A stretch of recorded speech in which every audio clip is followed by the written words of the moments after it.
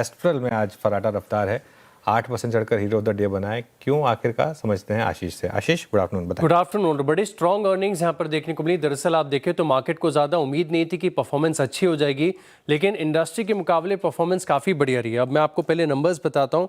Revenue में देखिए 16% का सर्ज है, एबिटा 23% बढ़ा। मार्जिन्स मार्केट अनुमान लगा रहा था कि 14.6% के देखने को मिलेंगे, स्लाइटली बेटर है, 14.7% के आसपास। मुनाफे का आंकड़ा भी देखें तो तकरीबन 116 करोड़ का अनुमान था, 120 करोड़ का आंकड़ा है, यानी नंबर्स आप देखें बेटर देन एस्टिमेट्स यहाँ पर देखने को मिले। लेकिन खास बात है कि मैनेजमेंट ने FY27 के लिए जो मार्जिन की गाइडेंस है इसे बरकरार रखा है। पाइप्स के लिए मार्जिन की गाइडेंस इनकी 16 से 18% की है।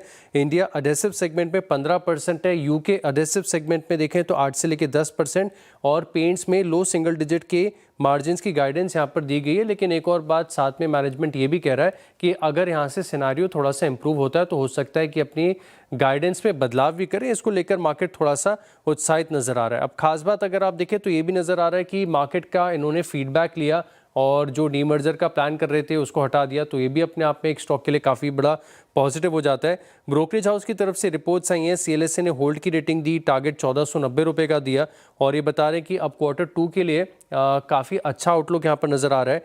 पाइपिंग बिजनेस में ग्रोथ काफ़ी बढ़िया, तकरीबन 40% की देखने को मिली। डिमांड में रिकवरी है और चैनल रीस्टॉकिंग का फ़ायदा इस बार देखने को मिला। इंडस्ट्री में अगर आप देखें तो तकरीबन 10% का डिक्लाइन वॉल्यूम्स में रहा, लेकिन इसके वॉल्यूम्स एस्ट्रल के फ्लैट देखने को मिले, यानी बेटर देन इंडस्ट्री परफॉर्मेंस यहाँ पर नजर आई है। सिटी की तरफ से यहाँ पर खरीदारी की राय दी, 1900 रुपये का बड़ा टारगेट ये दे रहे हैं, और साथ में ये भी कह रहे हैं कि जो प्लम्बिंग वॉल्यूम्स हैं इसमें रिकवरी काफ़ी अच्छी है। अगले 4 से 5 महीने में इस सेगमेंट में आउटलुक भी काफ़ी बढ़िया देखने को मिल रहा है, और इसी के चलते अगर आप देखें तो स्टॉक में बड़ा मूव है। आज फिलहाल ऑलमोस्ट अब तो 9.5% ऊपर, 9.5% ऊपर है एस्ट्रल इस समय। शुक्रिया आशीष। आशीष चतुर्मदास के पास चलते हैं अब। आशीष, आपके पोर्टफोलियो में है क्या? अगर नहीं भी है तो एक व्यू इस स्टॉक पर।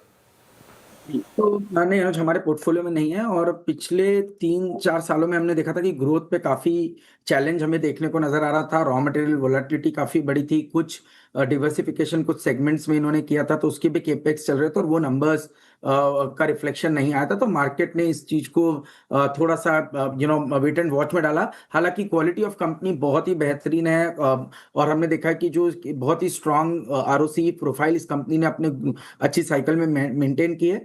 और अब क्योंकि हमें लगता है कि थोड़ा सा PVC की एक वोलेटिलिटी कहीं ना कहीं स्टेबलाइज हो रही है, तो उसका रिफ्लेक्शन इनके नंबर्स में आना शुरू हो चुका है।